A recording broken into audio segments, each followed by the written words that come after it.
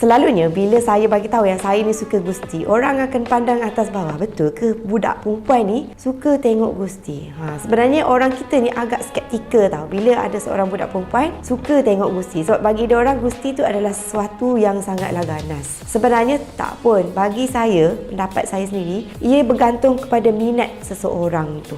Kita tak perlulah nak jadi skeptikal. Anak perempuan kena tengok drama je, anak perempuan kena tengok K-pop je. Tak boleh lah cakap macam tu, sebab lain orang lain dia punya minat kan. Macam kalau saya dulu, saya suka tengok action movie dan juga saya suka tengok Gusti. Mungkin disebabkan oleh sifat saya ni agak defensif, jadi saya suka tengok something yang macam kalau Gusti kan, diorang kan ada storyline tertentu kan, macam orang ni bergaduh dengan orang ni, lepas tu bertumbuk, settle. Jadi kita sebagai penonton ni terasa macam, oh puas hati aku tengok orang yang kononnya jahat ni ditumbuk oleh someone yang kononnya macam hero. Kan karakter dia orang kan ada macam tu kan. Berbanding kalau macam tengok drama kan, episod 1 gaduh, episod 16 barulah bertumbuk ke apa. Macam lambat sangat dia punya proses tu kan. Mungkin lah, ni pendapat peribadi saya lah. Macam lagi satu, kadang-kadang bila kita tengok WWE ataupun Gusti ni kan, kadang-kadang ada juga benda yang certain part yang kita boleh belajar. Contohnya macam teknik pertahankan diri. Mungkinlah kita ni tak erti nak bersilat ke apa, tapi at least kita tengok cara-cara tertentu mereka tu defense dia orang ke, ataupun cara yang paling cepat kan. Kalau macam perempuan,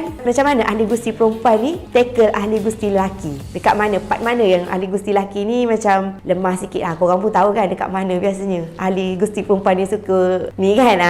Biasanya dekat situ yang boleh kan buat kita rasa macam, oh mungkin kalau let's say in future ada berlaku benda-benda macam berkaitan dengan emergency kan, ada orang cuba nak ni, at least kita tahu dekat mana nak attack orang tu. Kan. Lepas tu lagi satu, bila tengok Gusti ni pun kita kena sebagai seorang penonton, janganlah kita ambil 100% apa yang diorang cakap, apa yang diorang buat tu betul-betul macam 100% betul kan. Kita sendiri pun kenalah pandai-pandai filter benda tu. Okay, sebenarnya bila kita tengok kenapa perempuan ni ataupun ahli Gusti wanita ni muka cantik, badan cantik, tapi kenapa dia pilih untuk masuk dalam WWE? Sebenarnya kat sini korang kena faham juga diorang punya circle tu macam mana. Sebab contohnya macam Alexa Bliss kan, kalau tengok muka cantik, badan kecil macam tu kan, tapi kenapa dia masuk Gusti? Sebenarnya dia ni dulu, kalau tak silap, dia ni memang masuk competition bodybuilder apa semua tu. Jadi daripada situ kan bodybuilder semua kan ada connection juga dengan WWE, dan mungkin juga diorang ni jenis yang lasak. Contohnya macam kalau kita tengok Lita kan, kalau tengok karakter dia pun kita boleh nampak lah dia ni macam lasak dia ni. Lepas tu tengok pula mendiang China tu kan, tengoklah body dia tu